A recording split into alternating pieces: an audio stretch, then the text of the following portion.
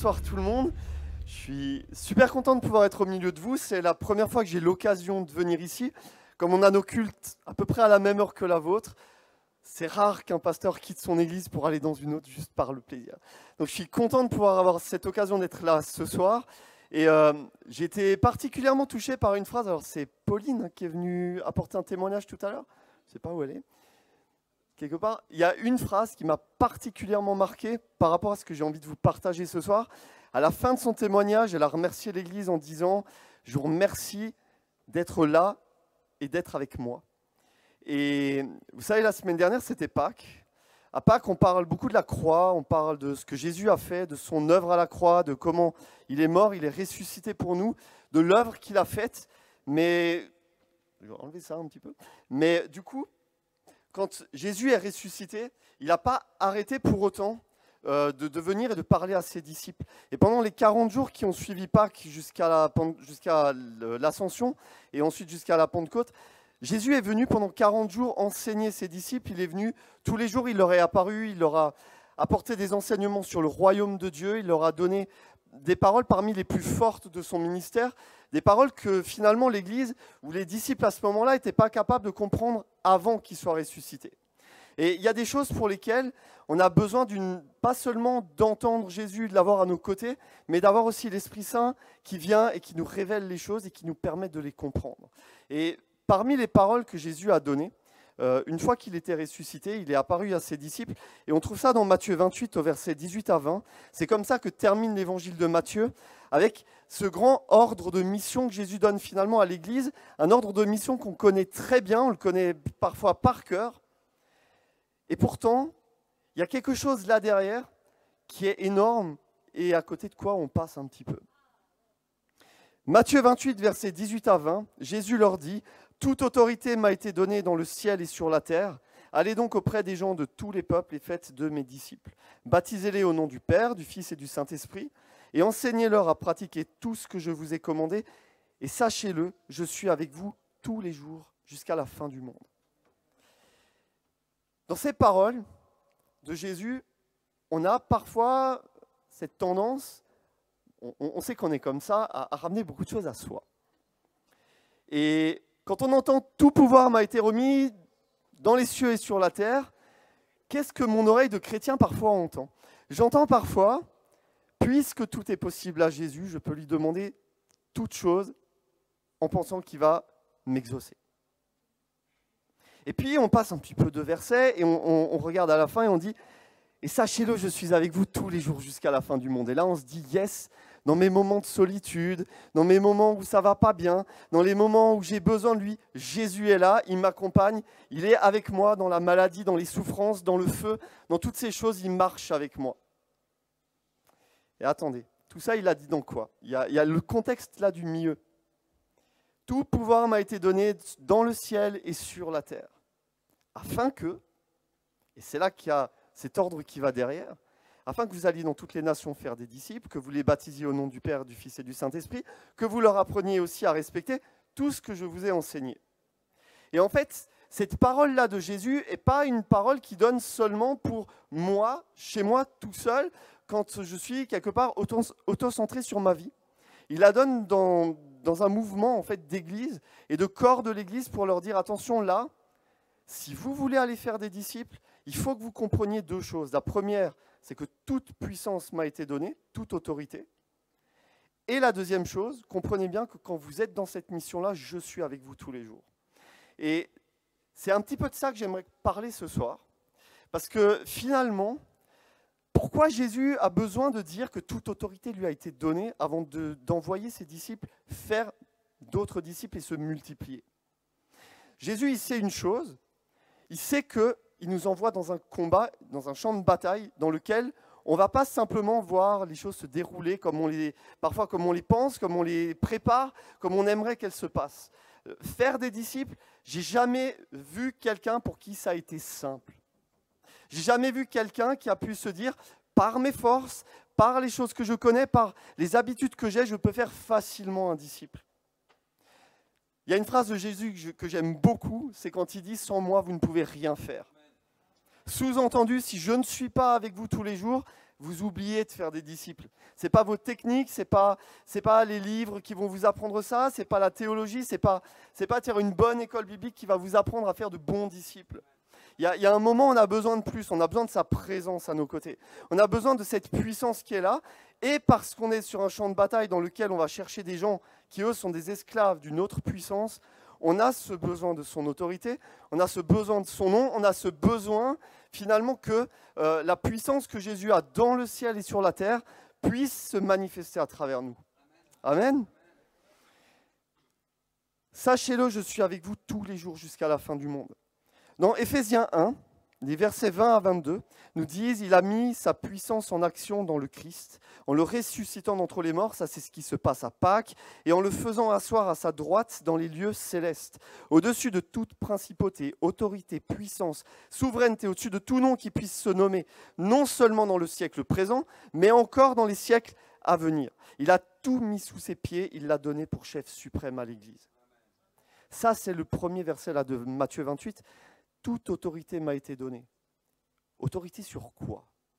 Sur tous les trônes, sur tous les noms, sur tout ce qui se passe dans le ciel, sur la terre. Toutes choses sont sous l'autorité de Christ.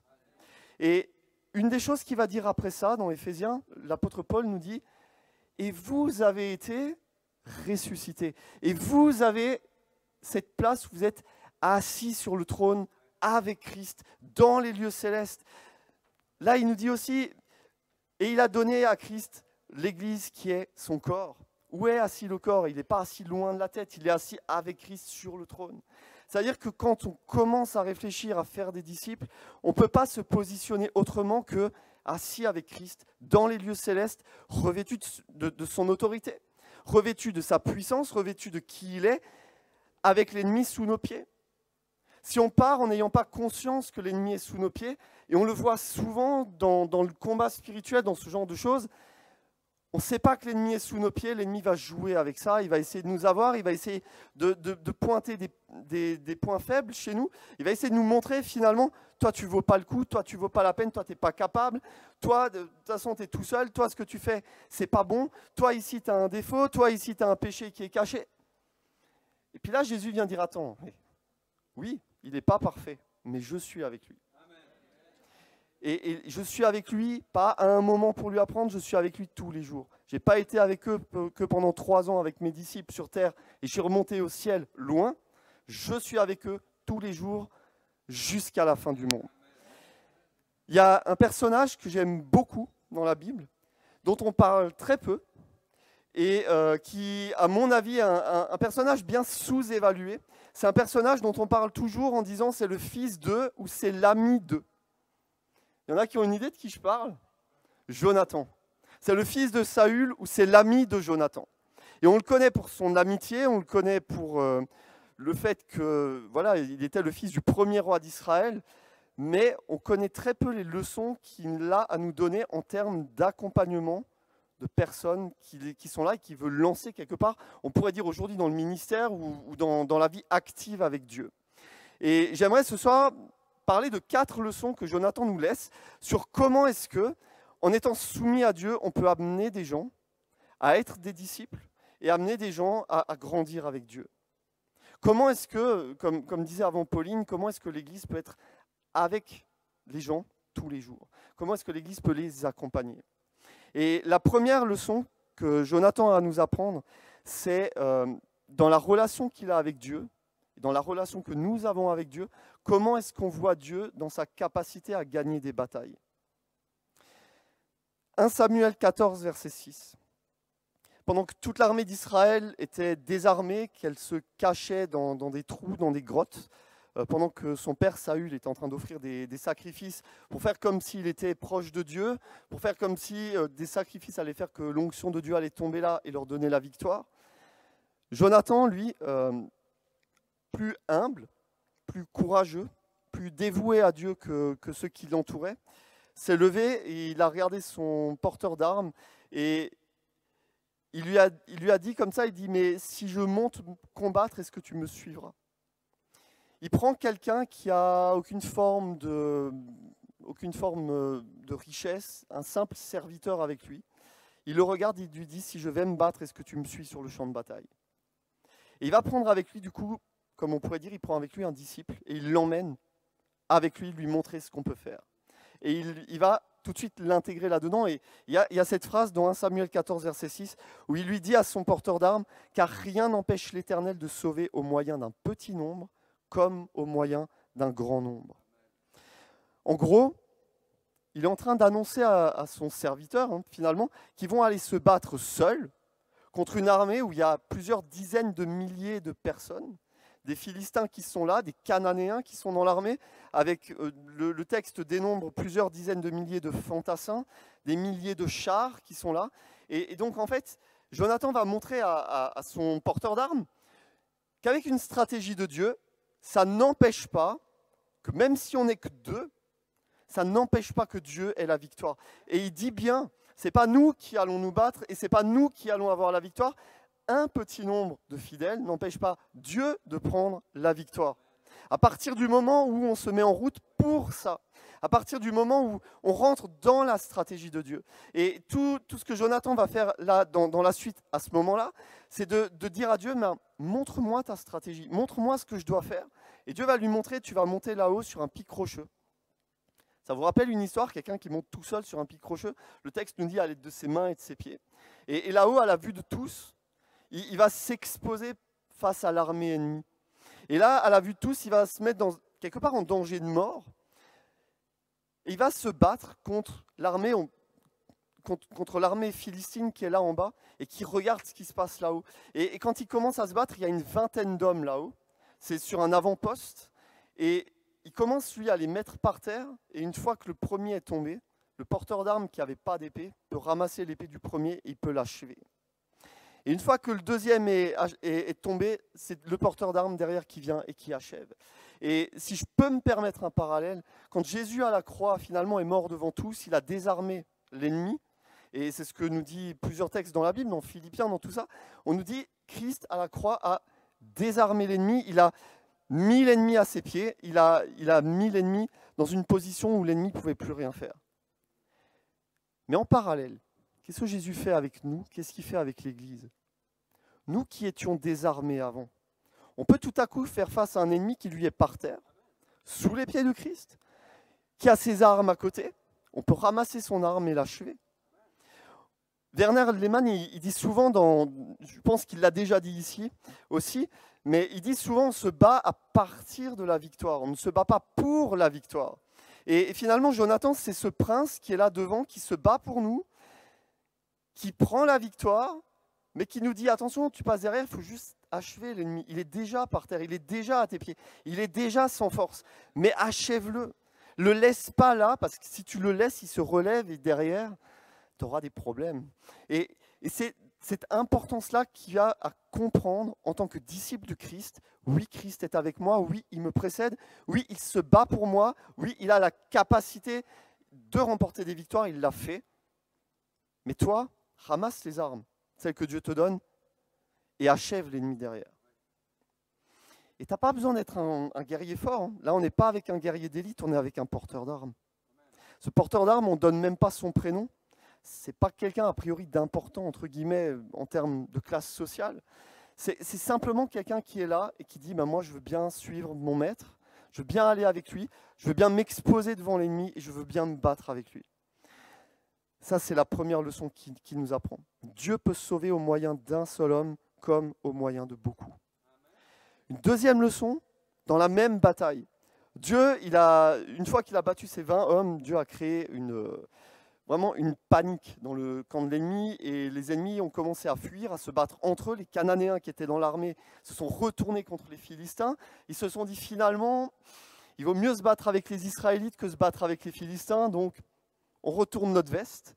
Et tout à coup, l'armée d'Israël se rend compte que les Philistins fuient, qu'ils lâchent leurs armes au passage, et le roi Saül dit « Sortez de vos trous, il faut qu'on leur court après, il faut qu'on les achève, il faut qu'on ait cette victoire. » Et Saül, dans sa grande sagesse de roi, qui est très religieux, on va dire, lance une phrase qui va causer bien du tort à son armée.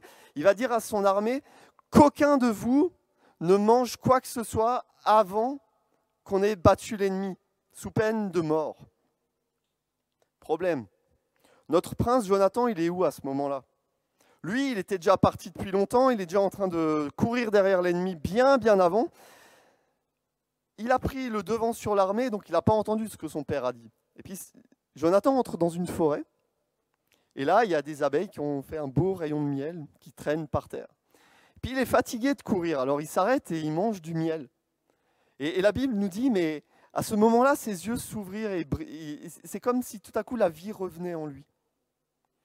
C'est bon de manger. Et Dieu n'est pas contre ça. Dieu n'est pas toujours à nous dire, faites des jeûnes et des prières pour vous battre spirituellement. Il n'y a pas que ça qui marche. Parfois, Dieu nous dit aussi, nourrissez-vous, reprenez des forces et battez-vous en ayant des forces. Parfois, de façon très religieuse, on veut faire des choses comme ça pour dire, j'ai fait quelque chose. C'est comme certains politiques, ils ne réfléchissent pas avant d'agir, il y a un problème, ils disent, il faut qu'on fasse quelque chose, qu'est-ce que je peux annoncer tout de suite? Et dans l'effet de hâte, ils nous annoncent n'importe quoi. Et ils réfléchissent après, et après ils se disent, oh, peut-être que j'aurais pas dû dire ça, et ils ont parfois lancé des malédictions sur des pays en proclamant n'importe quoi sur le coup, sous le coup d'une émotion. Le serviteur de Dieu ne se bat pas comme ça. Mais le problème qu'il y a là, c'est qu'il a lancé une malédiction. Et une fois que le peuple a fini de se battre et de courir derrière l'armée, le soir est venu, la nuit est tombée, et l'armée avait faim.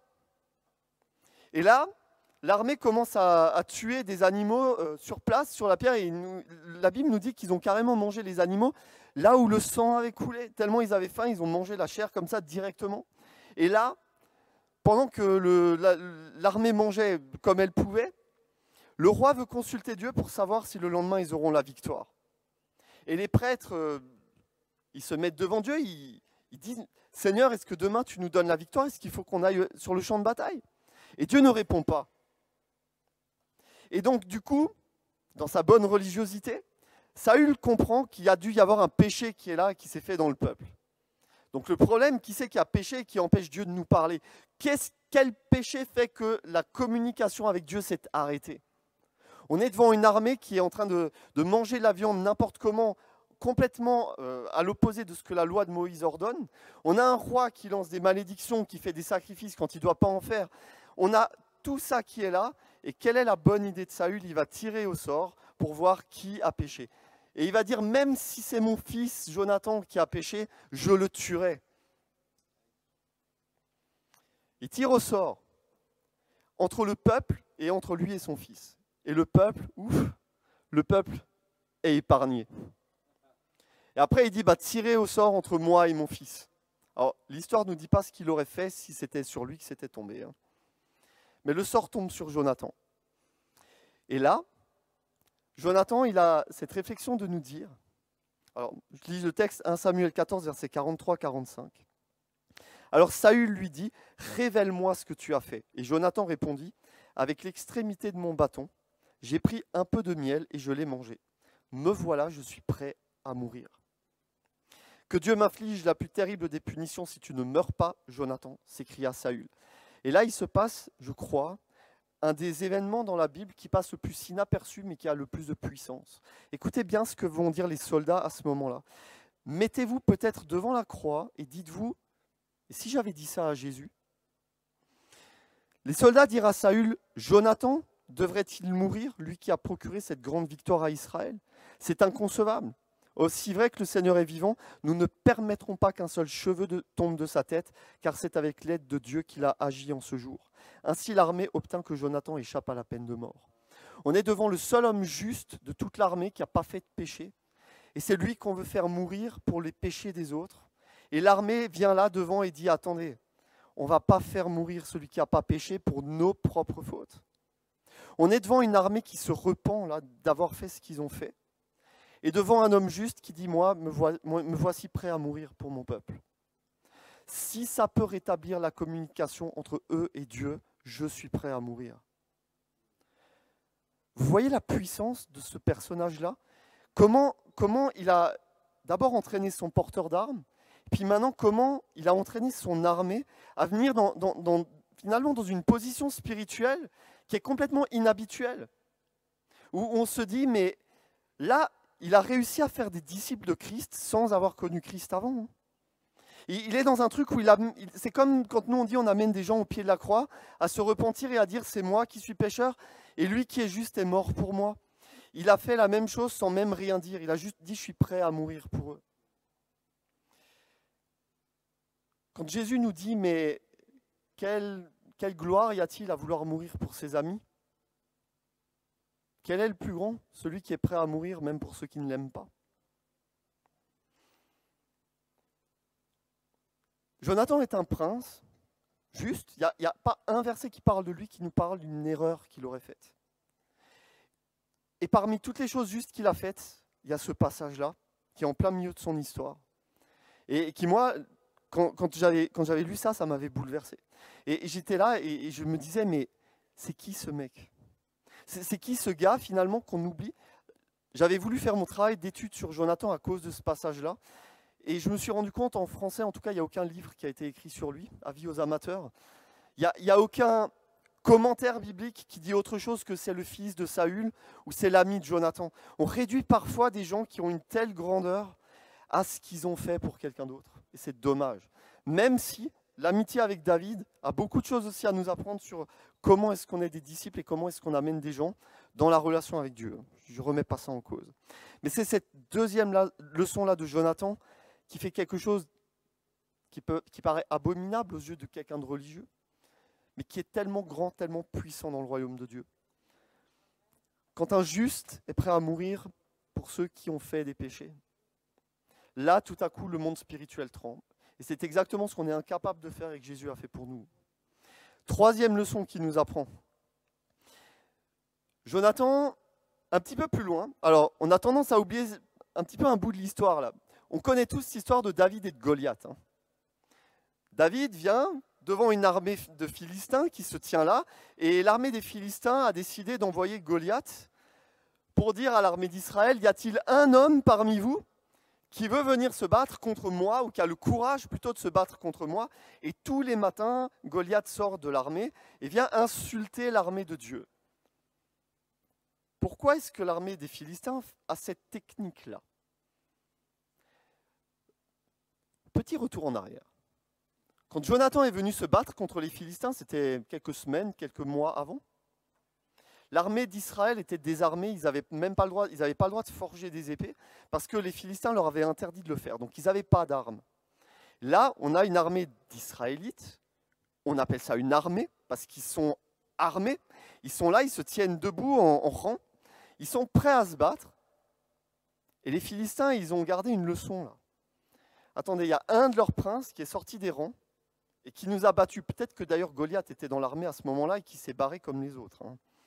On a tendance à oublier ce détail, mais il faisait déjà partie de l'armée des Philistins quelques semaines ou quelques mois avant.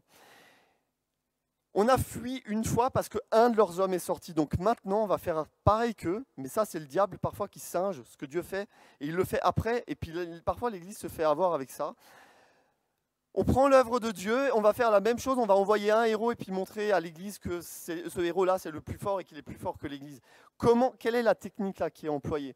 Au lieu de dire on va se battre contre l'Église, on va faire sortir une brebis de ce peuple et on va lui dire viens te battre sans ton maître, viens te battre contre le plus grand parmi nous. Les ténèbres nous parlent souvent comme ça.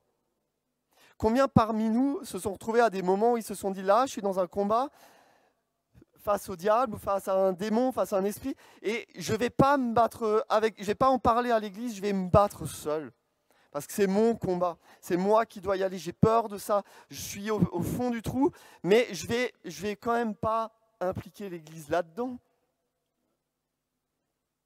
Satan a peur de nous voir nous battre comme un corps. Alors il va nous dire, bats-toi tout seul contre moi. Et nous on a tellement peur qu'on reste là et qu'on ne fait rien. Alors David arrive, il se bat contre Goliath, il va vaincre Goliath, et là il va se passer un truc de nouveau intéressant.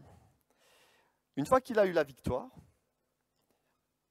juste avant d'aller se battre, David était devant le roi, il dit « Moi je veux bien aller au nom de l'Éternel, je veux bien aller battre Goliath ». Et Saül lui dit qu'on lui donne mon armure. Et David, il essaye l'armure de Saül, qui est bien trop grande pour lui. Saül était l'homme le plus grand d'Israël. À ce moment-là, et il refuse de prendre cette armure en disant « mais ça va me gêner dans le combat, elle est bien trop grande pour moi, ton épée, elle est lourde, je préfère y aller avec quelques pierres, et puis on va voir ce que Dieu va faire avec ça. » Il a refusé de prendre l'armure d'un homme religieux, d'un homme qui était contre Dieu, et que Dieu avait rejeté. Mais là, quand il revient de sa bataille, on est dans un truc qui est complètement différent. Il y a Jonathan qui vient, et on voit ça dans 1 Samuel 18, versets 1 à 5. Dès que David eut fini de parler à Saül, Jonathan s'attacha à David, et Jonathan l'aima comme lui-même. Ça aussi, ça nous rappelle quelque chose. Quand Jésus nous dit « aime ton prochain comme toi-même », y en a qui prennent ce verset pour dire « ah bah vous voyez, Jonathan était amoureux de David. » On est tous amoureux les uns des autres, alors. Parce que finalement, c'est ce que Dieu nous demande à tous, c'est d'aimer notre prochain comme soi-même. Sauf que là, Jonathan, il le fait, et c'est peut-être le seul exemple dans la Bible qu'on a, d'un homme qui a aimé quelqu'un d'autre comme lui-même, alors qu'il ne le connaissait pas bien. Il aima comme lui-même, un prince qui aime un serviteur, un berger comme lui-même. Tout un symbole. Ce jour-là, Saül retint David et ne le laissa pas retourner dans la maison de son père. Jonathan conclut une alliance avec David parce qu'il l'aimait comme lui-même. Il ôta le manteau qu'il portait pour le donner à David, ainsi que ses habits, et même son épée, son arc et sa ceinture. David allait partout où l'envoyait Saül et partout où il avait du succès. Là, tout à coup, David accepte de recevoir le vêtement du prince. Et quand on parle d'habit du prince, on n'est pas en train de parler de son t-shirt et de son jean. On est en train de parler de son habit militaire. Il sort d'un champ de bataille et donc il va prendre l'armure de Jonathan et il va prendre même son épée, sa ceinture et son arc. Ça vous rappelle quelque chose, ça? Comment Jésus fait avec nous quand il nous dit « vous allez être sur un champ de bataille », quand il nous envoie face à l'ennemi? Éphésiens 6. Ça vous rappelle quelque chose, Éphésiens 6? Ouais. Il nous donne le casque du salut, la cuirasse de la justice, la ceinture de la vérité, les sandales du zèle, le bouclier de la foi et l'épée de la parole. On a ici une autre chose qu'il lui donne, il lui donne son manteau. Le manteau dans la Bible, c'est souvent ce symbole du Saint-Esprit qui est là et qui nous couvre. Le Saint-Esprit, on l'a déjà. Et donc Jésus nous dit, Paul nous dit, revêtez l'armure. L'Esprit, vous avez le manteau sur vous. Vous avez ce manteau de l'autorité du roi qui est déjà sur vous, qui repose sur vous, mais mettez l'armure. Et j'aime cette phrase à la fin qui nous dit « Et partout où David était envoyé, il avait du succès ». Et on se rend compte qu'en fait, finalement, quand on commence à marcher en étant habillé avec l'habit du prince, avec les armes du prince, partout où le roi nous envoie, on a du succès. Parce que là, l'ennemi n'a pas le choix que de tomber sous nos pieds. Et c'est là, finalement, cette troisième leçon que Jonathan nous apprend, c'est le prince est capable de se dévêtir et de donner ses armes, de donner son vêtement, de donner son armure à un simple berger. On est de nouveau dans une relation finalement de celui qui est grand, qui donne à celui qui est petit, parce que celui qui est petit n'a pas les armes pour se défendre seul. Donc va habiller avec mon habit, va avec mon autorité. Partout où David va, il y a ce vêtement de Jonathan qui est reconnaissable. Tout le monde sait que là, ce mec, il fait partie du palais. Il vient de la part du roi, il a l'autorité du prince avec lui. Il n'a pas le sceptre du roi, on n'est pas Dieu lui-même. Mais sur le champ de bataille, on est capable de donner des ordres parce que l'autorité, elle, on est comme des ambassadeurs qui avons l'autorité de notre maître pour donner des ordres. Et il n'est pas envoyé tout seul, il est envoyé avec des armées avec lui. Et là, on se retrouve dans la position nous-mêmes de David et de Jésus finalement qui vient et qui nous dit « Moi, je t'aime et je te fais des cadeaux, je te fais des dons. » Utilise ces dons sur le champ de bataille. Va pas sur le champ de bataille avec tout seul comme tu es, vas-y avec ce que je te donne. Quatrième leçon, c'est la dernière, et je pense que c'est la plus grande. C'est un peu plus tard, Saül commence à devenir jaloux de David. Puis du coup, il va vouloir tuer David. Et il va commencer à dire, mais ça y est, on aime quand les gens commencent à nous faire des compliments. Et puis là, les femmes dans la ville de Jérusalem chantaient Saül a tué 1000 hommes, mais David en a tué 10 000. Ça commence à le titiller un peu, il commence à se dire, mais attends, Dieu, il n'y a pas si longtemps, il m'a dit qu'il allait me rejeter comme roi et qu'il allait choisir dans le peuple quelqu'un qui est selon son cœur pour le mettre à ma place. Et le peuple commence à aimer cet homme-là. Je vais le tuer parce que ça peut être mon rival en fait. Il peut prendre mon trône. Effectivement, il n'avait pas tort. Mais il commence à se dire, moi, en tant qu'homme, je vais faire quelque chose contre ce que Dieu a décidé. Et combien de fois le royaume des ténèbres veut faire ça contre nous quand on a un appel sur notre vie, quand Jésus a commencé à mettre des choses, des promesses dans notre cœur, Satan se dit, attends, celui-là, je vois un truc là qui commence à bouger, il y a des chances qu'il fasse bouger nos limites à nous. On va aller faire quelque chose contre lui, on va essayer de l'avoir. Et puis David, pendant des années, s'est fait poursuivre, pourchasser par Saül. Et nous, parfois, on se dit, quand on commence à avoir des difficultés par rapport à nos rêves, par rapport à la vision de Dieu sur nous, après quelques mois, on se dit, non mais attends Seigneur, qu'est-ce qui se passe là? Qu'est-ce que là tu es en train de faire avec moi? Pourquoi est-ce que tu n'accomplis pas les promesses que tu as mises sur ma vie? Pourtant tu as parlé, c'est à toi d'accomplir les choses que tu as fait, c'est à toi de me faire entrer dans les promesses, c'est à toi, c'est à toi, c'est à toi. Et on oublie finalement qu'il y a une période dans laquelle Dieu veut nous apprendre plein de choses. Et David a tellement appris pendant ces années-là. Il a tellement appris, je ne sais plus exactement combien il y a d'années entre quand il a été oint pour être roi et quand il est devenu roi, effectivement. 17 ans. Il s'est fait oindre à 13 ans. Alors, je crois que c'est même plus que ça. Il est devenu roi, il avait 40 ans. Et voilà, donc il y a un peu plus de 20 ans pourchassé par Saül. Pendant 20 ans. C'est long. Hein. C'est comme quand parfois on se dit maintenant que Dieu m'a appelé, je vais aller tout de suite sur le terrain. L'apôtre Paul s'est formé pendant 13 ans. On a tendance à l'oublier. Alors que lui, théologiquement parlant, il était béton déjà. Hein. 13 ans de formation et nous, parfois, on se dit en 3 ans à l'école biblique, on est les maîtres du monde. Quoi. On a tout compris à la Bible, on sait tout comment ça se passe et on peut aller enseigner l'Église sur des choses. Bref, je reviens dans mon sujet. Et pendant que Saül est en train d'avoir l'avantage sur David, David se cache dans une forêt qui s'appelle la forêt de Ziph. Et là, Jonathan revient de nouveau sur la scène. Et Jonathan va rentrer dans la forêt, il va aller trouver David et va lui dire quelque chose d'extraordinaire. 1 Samuel 23, versets 15 à 18. David vit que Saül était sorti pour attenter à sa vie. David était dans le désert de Ziph, dans la forêt. Ce fut alors que Jonathan, le fils de Saül, se leva et il se rendit vers David dans la forêt pour affermir son courage en Dieu. Il lui dit, « Sois sans crainte, car la main de Saül, mon père, ne t'atteindra pas. Tu régneras sur Israël, et moi je serai au second rang près de toi. Saül, mon père, le sait aussi. » Et ils conclurent tous les deux une alliance devant l'Éternel. Dans certaines versions, une alliance d'amitié. On a là le prince.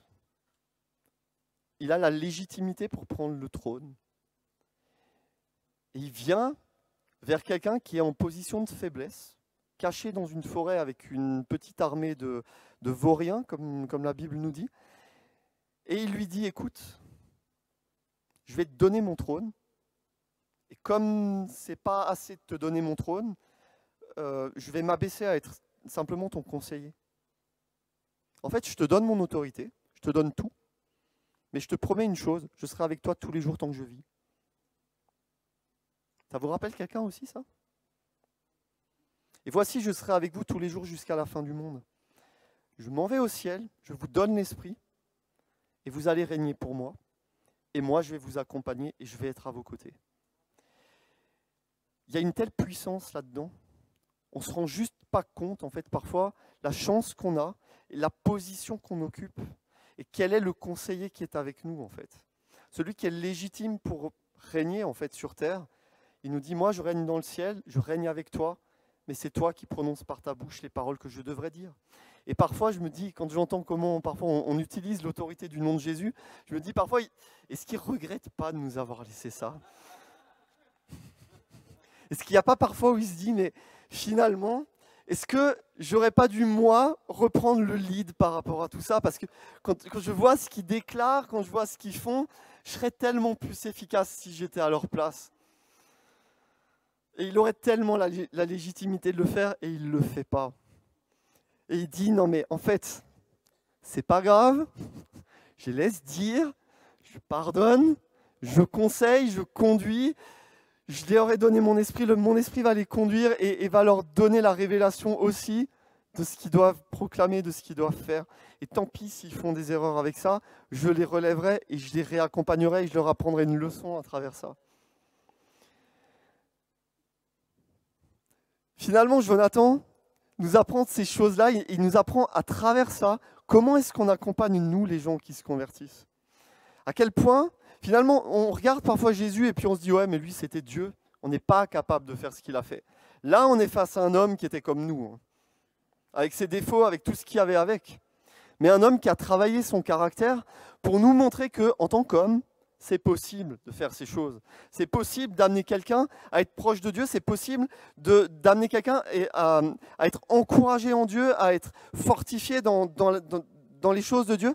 C'est possible d'amener quelqu'un de plus petit que nous à prendre une place plus élevée que la nôtre, à s'abaisser, à être à ses côtés, sans être pour autant quelqu'un qui a moins de valeur. C'est possible de se réjouir du succès de quelqu'un, même quand il prend une place qu'on serait légitime à prendre. C'est possible d'être heureux pour quelqu'un, même quand il s'assoit sur le trône et que ce n'est pas nous qui avons la place d'honneur. C'est le job des ministères dans l'Église. Les ministères ne sont pas là pour être honorés à l'avant. Les ministères sont là pour élever l'Église, la faire grandir dans les choses de Dieu et l'amener dans la maturité pour que l'Église soit triomphante. Pas pour que le pasteur devant soit triomphant et fier de dire « mon Église est belle ». Même si on en est fiers aussi. On est fiers de nos églises, on est fiers de vous avoir. Et finalement, nous, notre bonheur en tant que pasteur, c'est de voir des gens qui se lèvent, qui prennent leur place et qui nous dépassent et qui parfois ont des ministères qui vont bien au-delà de tout ce que nous, on pouvait imaginer, bien au-delà de tout ce que nous, on aurait pu faire. Et moi, je vous encourage, en tant qu'Église, face à l'ennemi, d'être un seul corps, face aux nouveaux qui arrivent, d'être aussi ces gens qui sont capables de dire « je te laisse de la place et je suis à côté de toi et je suis là pour te conseiller, je suis là pour t'accompagner, je suis là pour te montrer comment faire. Je vais en avant, toi tu viens derrière, tu apprends simplement en venant achever l'ennemi. Je te montre comment c'est que d'avoir une vie où on est sanctifié. Et à travers cette vie sanctifiée, je te montre que je suis capable de me donner pour toi. Je te montre aussi comment finalement je suis prêt à t'accompagner en te donnant les armes que Dieu m'a données, en te redonnant les enseignements que j'ai eus, enseignez-leur tout ce que je vous ai prescrit. Et je vais aussi t'accompagner en te faisant des dons, en te donnant vraiment une épée aussi, en t'apprenant à utiliser l'épée. Et je vais t'accompagner aussi en te donnant la place, pas en étant toujours devant pour que tu sois dans mon ombre, mais en te mettant aussi toi dans la lumière, en te mettant toi aussi dans ce que Dieu t'a appelé, en t'aidant à voir ce que Dieu a mis sur ton cœur et en faisant sortir ça pour t'accompagner là-dedans. Je suis prêt à investir dans ça. Et s'il y a peut-être un défi que j'aimerais vous lancer, pensez peut-être à quelqu'un, pendant que je prie, pensez à cette personne-là, avec qui vous avez envie d'investir ce temps-là. Ça ne nécessite pas forcément une vie entière. Son porteur d'armes, ça a été une journée, ça a changé, bouleversé la vie de ce jeune homme. Avec David, ça a été un pacte d'amitié, ça a changé pour toujours la vie de David. On sait comment David aimait les femmes. Qu'est-ce que David a dit de Jonathan quand Jonathan est mort ? Il a dit, ton amitié m'a apporté plus que tout l'amour des femmes. J'espère qu'un jour dans votre vie, quelqu'un dira ça de vous. Quelqu'un dira ça de chacun d'entre nous. Que l'amour de ma femme m'a moins apporté que ce que toi t'as changé dans ma vie. Parce que toi, tu m'as amené vers Christ et tu m'as appris à être un disciple. Et ça a une valeur qui est inestimable. Qu'on puisse chacun peut-être penser à une personne où on se dit, cette personne-là, j'ai souvent eu à cœur. J'aimerais l'accompagner dans ce que Dieu a pour elle. Je vous invite à la prière. Seigneur, moi j'aimerais te remercier parce qu'en tant qu'Église, tu nous donnes de pouvoir vivre avec toi, de pouvoir être assis sur le trône avec toi. Tu as mis sur nous, alors qu'on ne le méritait pas, tu as mis sur nous cette autorité de ton nom. Tu nous as donné ton nom. Tu nous as donné de pouvoir régner avec toi. Tu nous as donné de pouvoir avancer dans la vie chrétienne.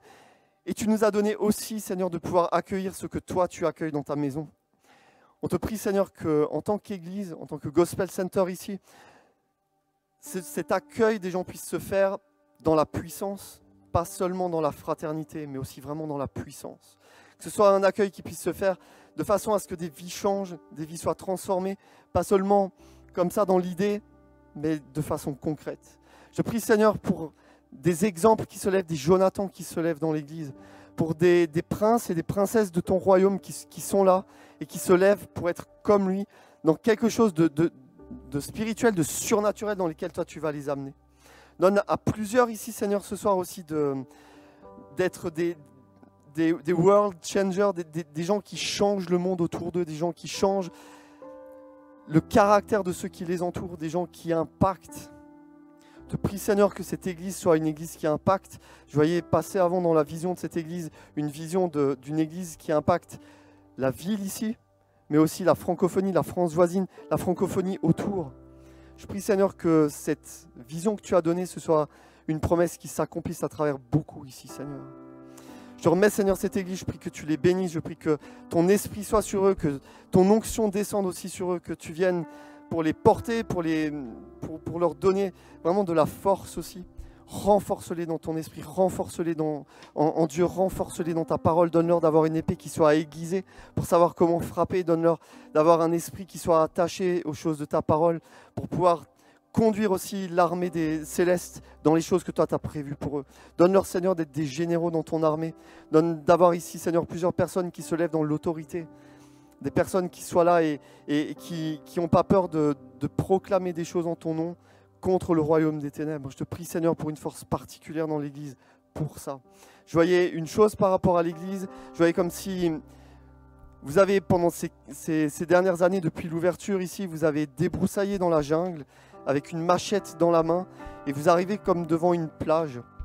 Et il y a le sable qui est là et vous êtes comme devant un choix. Je vois Jésus sur la plage avec un barbecue qui est là. Et il y a une barque dans l'eau avec un filet et des rames. Et je vois Jésus qui vous pose cette question, mais est-ce que maintenant vous allez vous reposer de vos œuvres? Ou est-ce que vous montez dans la barque, vous allez jeter les filets et vous ramenez les poissons pour le barbecue derrière? Il n'y a pas d'image ici derrière de prendre au piège des gens et de les faire griller sur eux. Mais je crois qu'il y a là derrière quelque chose de puissant où Jésus a envie d'enflammer des gens à l'extérieur. Et il vous appelle à ça. Et il peut y avoir ce sentiment dans vos cœurs de dire on a tellement accompli, on a fait tellement d'efforts, on va se reposer là. Jésus vous dit oui, reposez-vous un peu, mais montez aussi dans la barque. Allez chercher du poisson, ramenez-le parce que moi je vais le transformer en quelque chose. Vous n'avez pas idée de ce que ça va être. Amen. Bon courage avec ça, soyez bénis. Amen.